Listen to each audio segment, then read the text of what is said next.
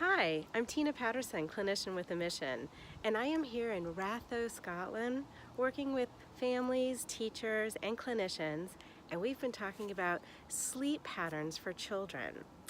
So if you know a child who is not sleeping 8 hours a day or has frequent sleep interruptions at night, you need to know that this is going to interrupt their learning patterns during the day and will create mood dysregulation.